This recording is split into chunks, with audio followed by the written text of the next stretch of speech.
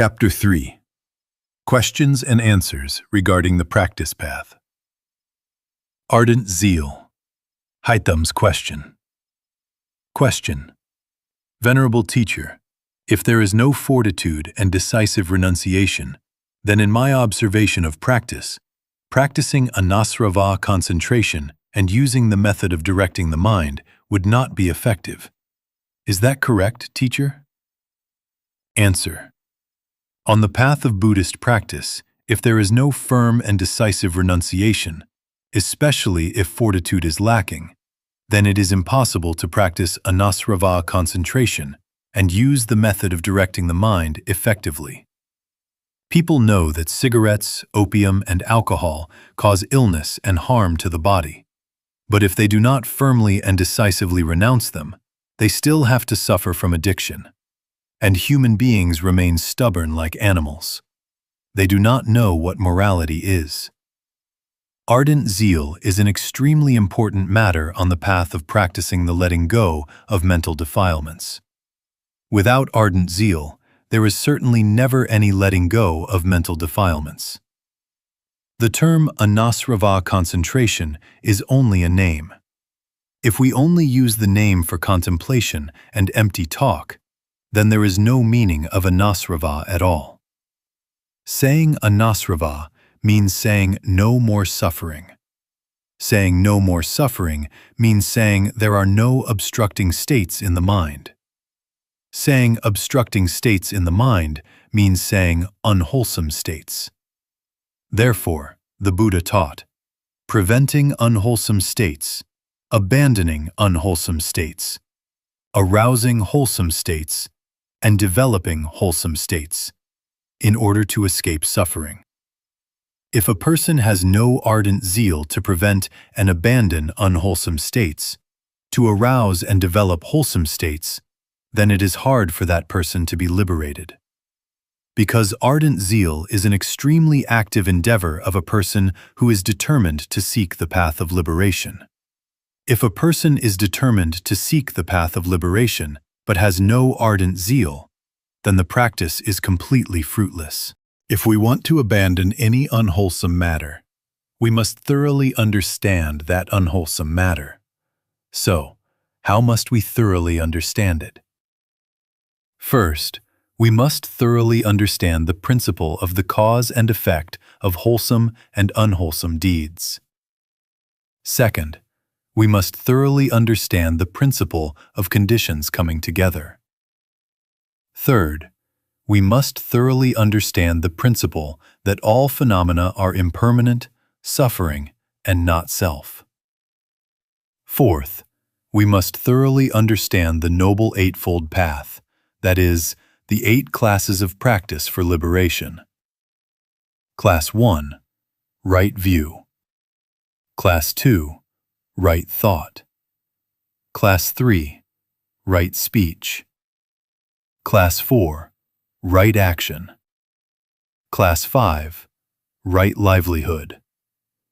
Class 6, Right Effort. Class 7, Right Mindfulness. Class 8, Right Concentration.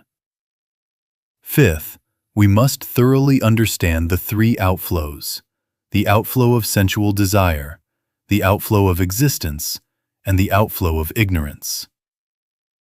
Sixth, we must thoroughly understand the 5 hindrances and the 7 fetters.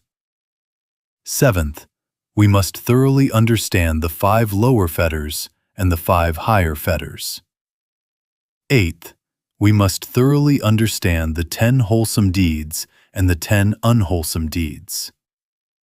Ninth, we must thoroughly understand the 4 kinds of concentration: clear awareness concentration, mindfulness of breathing concentration, anasrava concentration, and right mindfulness and clear awareness concentration. 10th, we must thoroughly understand the 4 holy jhanas. 11th, we must thoroughly understand the method of wise attention. 12th, we must thoroughly understand the mind running outward and heedlessness. After having thoroughly understood these 12 methods, but lacking ardent zeal for decisive renunciation in practice, one becomes a Dharma lecturer, a person who can speak but cannot practice. Someone who can speak but has not yet been able to practice is a liar. One who lies through lecturing is one who deceives others with scriptures. Buddhism is originally not a religion of lies.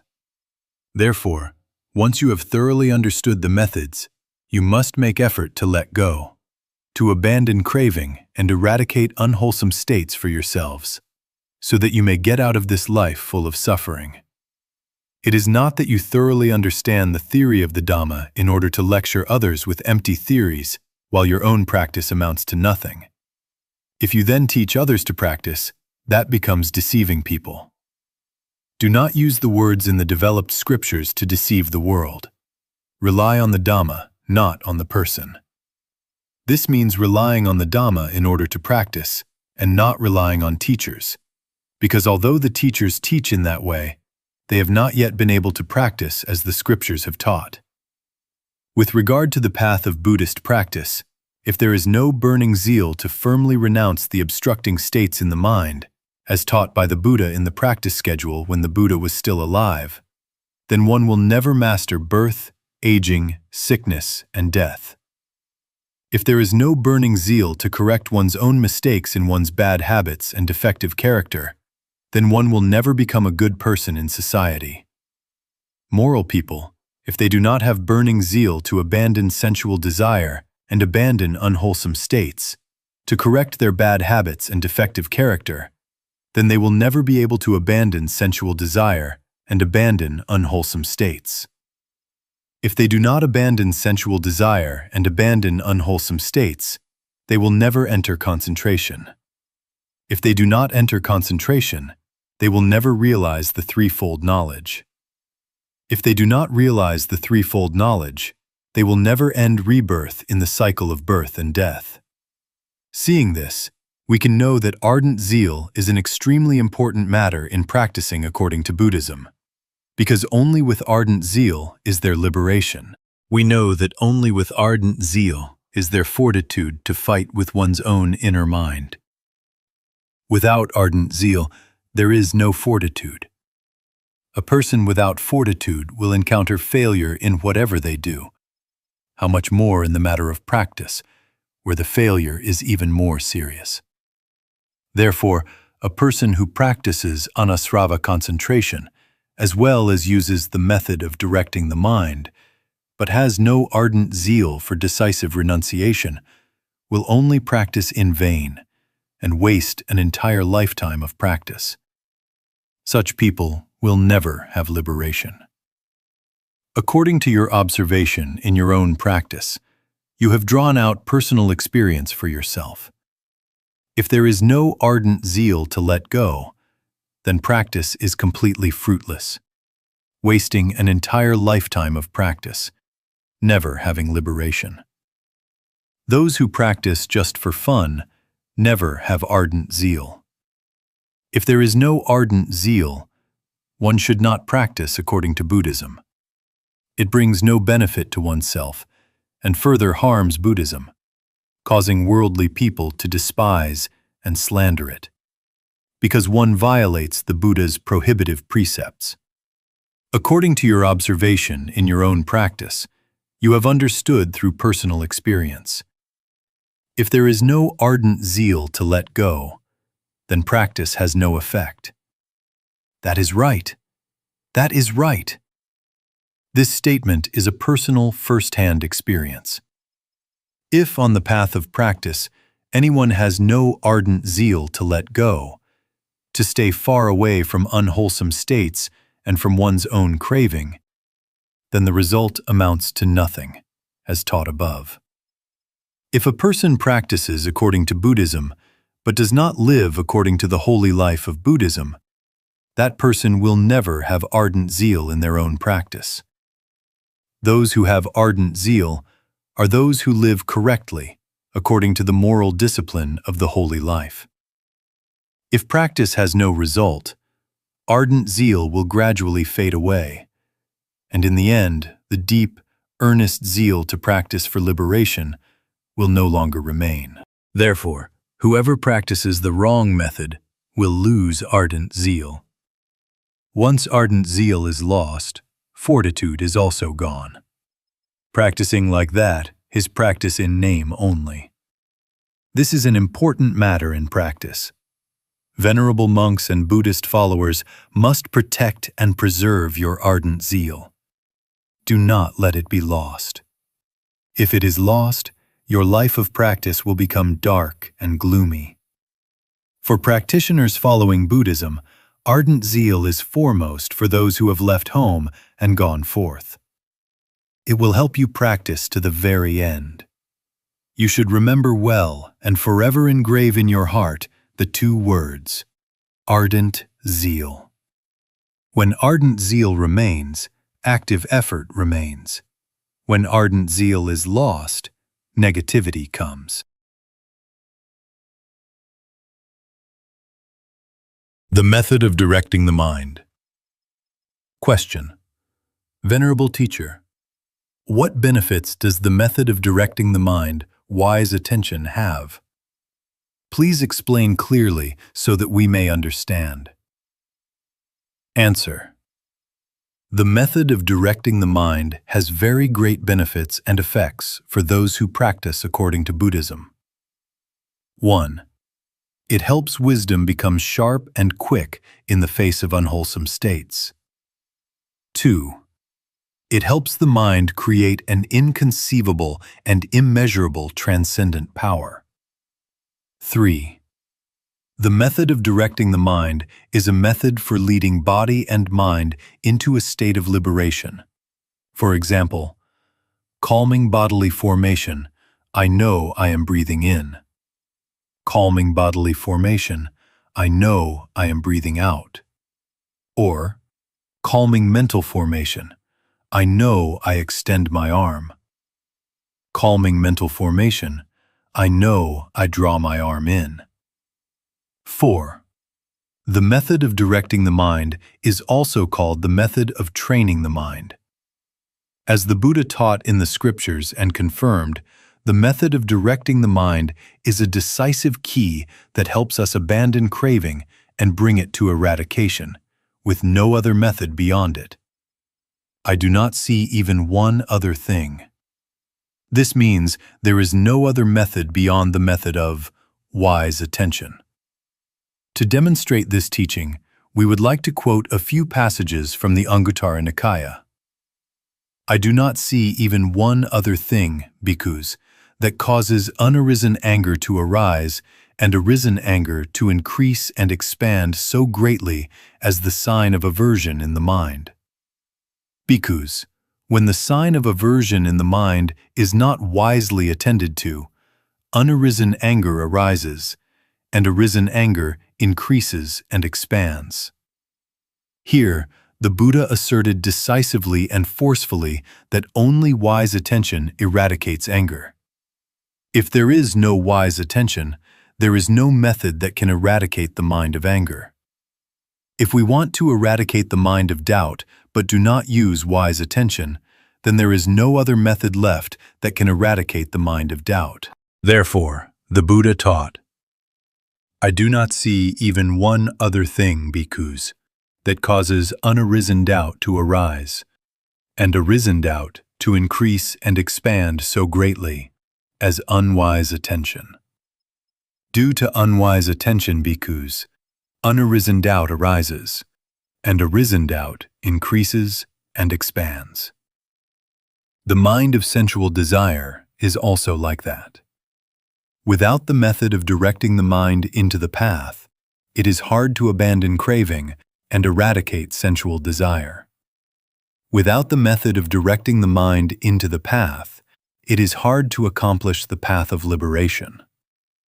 Without the method of directing the mind into the path, it is hard to accomplish concentration. Without the method of directing the mind into the path, it is hard to realize the threefold knowledge.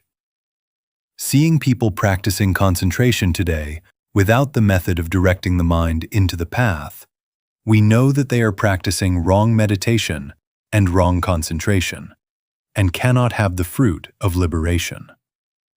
Therefore, we come to know that the method of wise attention is a method with immense benefits on the path of practice. Without this method, the path of practice is completely fruitless.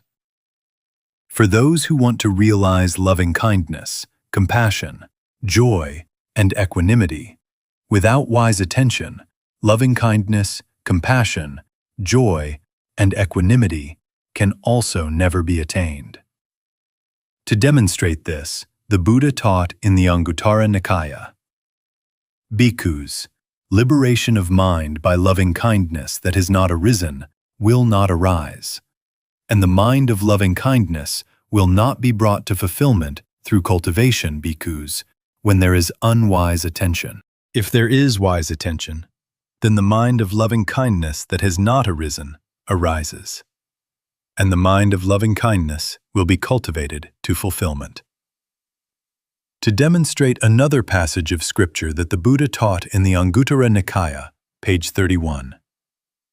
I do not see even one other thing, bhikkhus, because of which the factors of awakening that have not arisen do not arise, and the factors of awakening that have not arisen are not brought to fulfillment through cultivation, bhikkhus, as when there is unwise attention. Because of unwise attention, bhikkhus, the factors of awakening that have not arisen do not arise, and the factors of awakening are not brought to fulfillment through cultivation. Through the Buddha's teachings above, venerable monks and Buddhist followers have clearly seen the value of the directing method of wise attention. It is a method of immense importance for your path of practice. Without this method, you will never abandon craving and eradicate the covetousness and grief in your mind. Without this method, you cannot live strictly according to moral discipline. Without this method, you cannot enter concentration. And without this method, the threefold knowledge is only empty words, a fantasy of supernormal powers of human beings. In summary, without the directing method of wise attention, the path of Buddhist practice is merely a dream. Entangled attachment, hard to digest, and scatteredness. Question. Venerable Teacher, could the teacher please explain clearly so I may understand what entangled attachment, hard to digest, the mind constantly becomes scattered, means? Answer. Entangled attachment, hard to digest, and scatteredness are compound verbal expressions. Entangled attachment means remaining stuck to something, being unable to give it up until it becomes a habit, addiction, and karmic force. Hard to digest means being unable to cut it off, unable to distance oneself from it, unable to digest it. Scatteredness means the mind often gives rise to restless and scattered delusive thoughts, thinking wildly from one thing to another without stopping. Entangled attachment, hard to digest, the mind constantly becomes scattered, means that the mind becomes stuck in habits it cannot abandon, so scattered thinking arises, thinking wildly from one thing to another. Underlying tendencies in every thought give rise to immediate desire that runs after worldly material things, such as wealth, fame, beauty, eating, and sleeping at improper times. This causes monastics to become infatuated with huge temples and large Buddha statues, becoming people of heedlessness, no longer monastics practicing for liberation. Before entangled attachment, there must first be the mind running outward.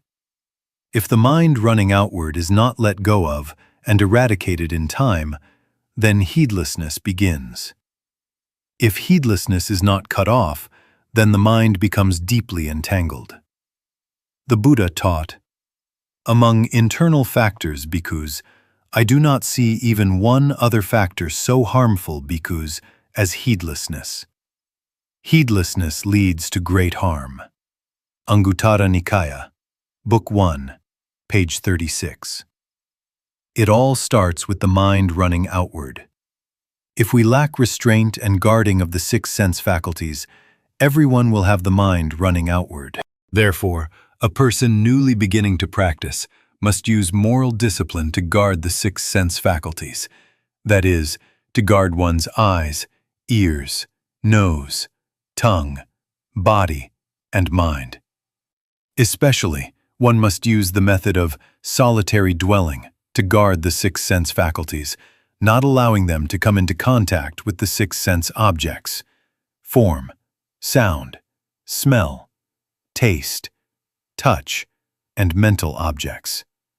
Then the mind running outward will decrease and gradually disappear. When there is no more running outward of the mind, that is, the mind that has abandoned sensual desire and abandoned unwholesome states. If there is no guarding of the 6 sense faculties, the mind often runs outward. If the mind running outward is not prevented, heedlessness arises. If heedlessness is not eradicated, entangled attachment arises. Once entangled attachment has arisen, it is hard to eradicate. If it cannot be eradicated, the mind constantly becomes scattered. When the mind becomes scattered, it is unsettled. When the mind is unsettled, greed, hatred, delusion, conceit, and doubt are all complete, and the 7 fetters are hard to sever. It is like a fish caught in a net or on a hook, with nothing left but to wait for death. Practitioners whose entangled attachment is still hard to remove and whose minds are scattered cannot dwell alone. They like to talk. They like to argue. They like to go out. They never stay quietly in one place. If we do not practice Buddhism, so be it. But once we practice Buddhism, we must practice according to the Buddha's true method.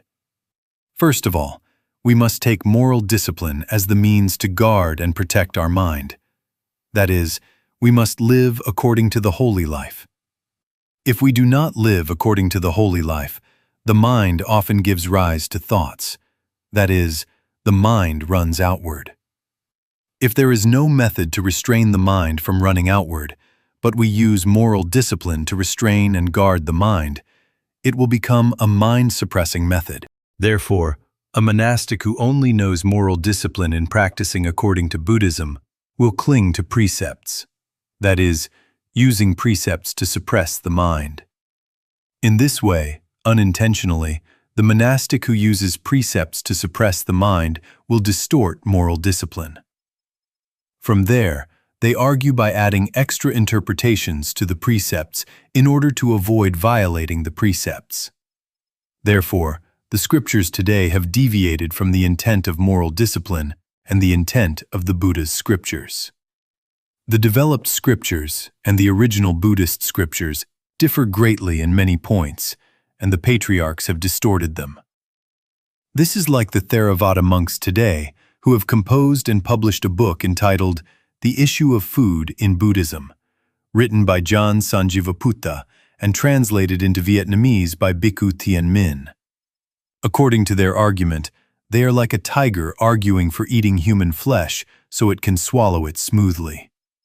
And the argument of the practitioners of developed Buddhism is like a cow arguing so it can eat grass without choking.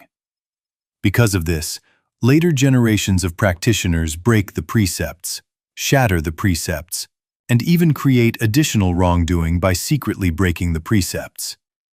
In just this way, the monastics retain only the outward form of practice, skillfully covering up their own entangled attachment. And once they are deeply entangled like that, letting go is very difficult, as was said above. A monastic who violates the precepts, breaks the precepts, and shatters the precepts is a monastic living by wrong livelihood. Such a person is no longer a true monastic. These monastics are worms that spoil the whole pot of soup, because these monastics have made true monastics feel ashamed. At present, Many people want to follow Buddhism to seek the practice of liberation.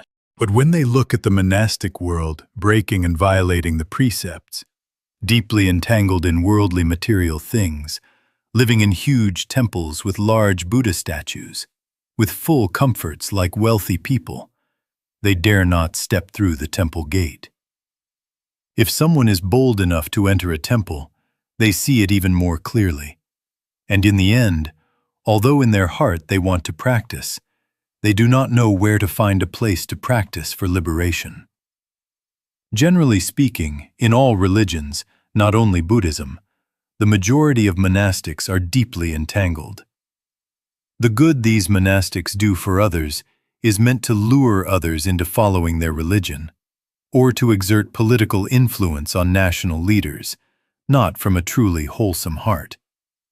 They do good in order to be reborn in ultimate bliss or heaven, not because they love unfortunate people. They do good in order to secure happiness for themselves later. They do good in order to receive praise as philanthropists. That is why doing good like that is doing good while deeply entangled.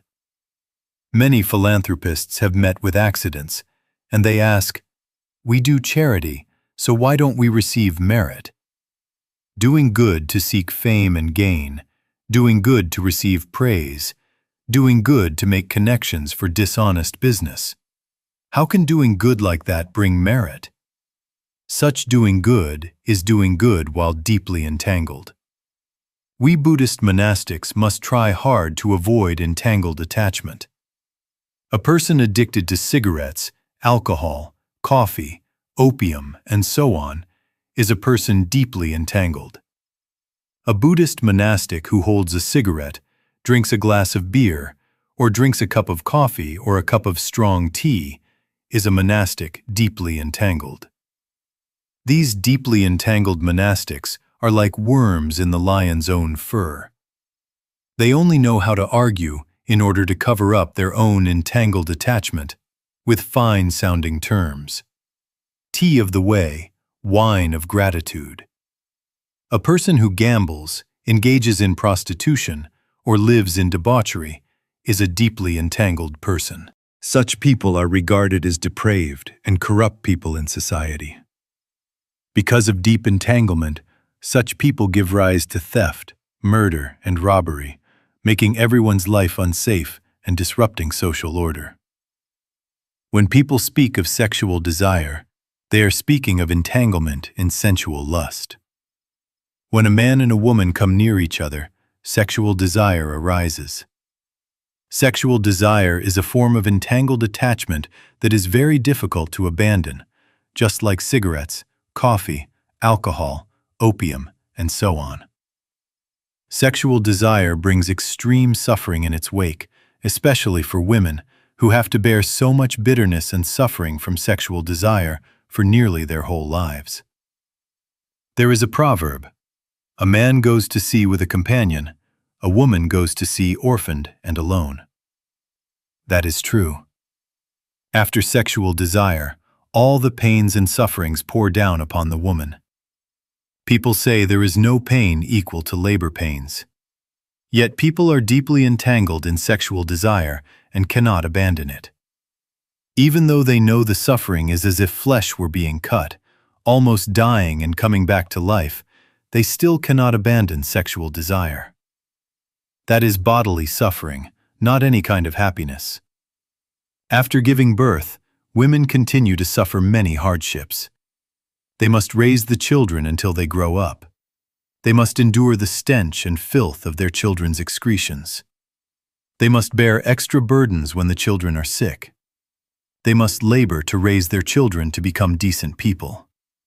And there are so many other sufferings until they go to the grave. Sexual desire brings such suffering, but once people are deeply entangled in it, almost no one can abandon it.